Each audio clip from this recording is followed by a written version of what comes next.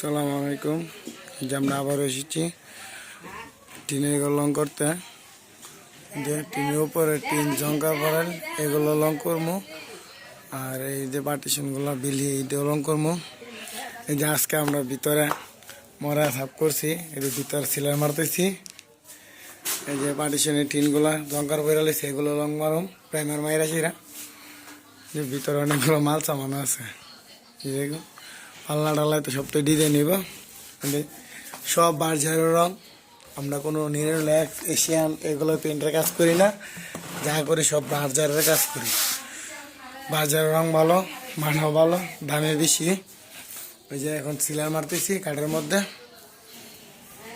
চলুন বাইরে যাই, বাইরে গিয়ে দেয় আপনারা কতটুকু জঙ্কার। পুরান ঘর নতুন কর্ম, যে দেখুন কি জঙ্কার টিন মরা সাফ করে প্রাইমার মারতেছি। এই যে এগুলো পিছন দিয়ে প্রাইমার মেরে দিছি মরা সাফ কইরা। এই যে টিনগুলোতে বেশি জঙ্কার ধরে এগুলোতে আমরা প্রাইমার মারি, আর যেগুলো নতুন তো এগুলোতে মারি না। এই যে সম্পূর্ণ শেষ হলো। এই যে পুরোনো টিনগুলো নতুন করলাম। জানালার মধ্যে কাঠ কালার, গ্রিলের মধ্যে ব্লু কালার, আর টিনের মধ্যে সিনজি কালার পাট বিলিগুলো সাজাইলাম। যে চলুন যে ভিতরে দরজা মেরে কাঠ কালার মারলাম।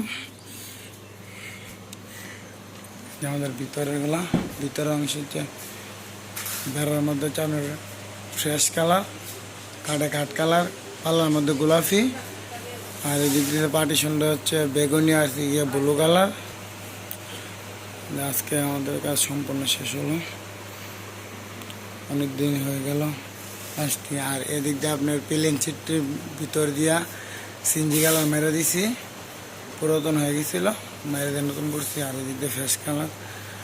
পুরাটাই ঘর অনেক পুরনো ছিল, ঘরটি এক ধরনের ধরতে গেলে বন্ধ ছিল অনেক বছর। এটা আজকে নতুন রং করলাম। ঘরের মধ্যে মিলাদ পড়ায় ঢুকবো মালিক। এই যে পুরাতন টেবিলগুলো রং করলাম, মানুষের সাথে বসতে হইব, তাই দুইটি রুম এটার মধ্যে। এটা এদিক দিয়েছে পিচধর ফ্রেশ কালার আর কাঠ কালার, সবই একই কালার। বাইরে দিয়ে আর আছে জিনিস, চলেন বাইরে ঘুরে দেওয়া আনি আপনাদেরকে। এই যে দেখুন এই দরজাটার মধ্যে আপনার কাঠ কালার মারতে পারি না, কাঠ কালার শেষ, মালিক ওই নাম লাগাই দিচ্ছে, এটা সিনজি কালার মেরে দিছে। আর এদিক দা এই যে CNG colour, CNG colour first মেরে যে চতুর সাইডে দাঁড়াগুলো ফিনিশিং হয়ে গেল। পুরোনো নতুন করার কাজ হচ্ছে আমাদের।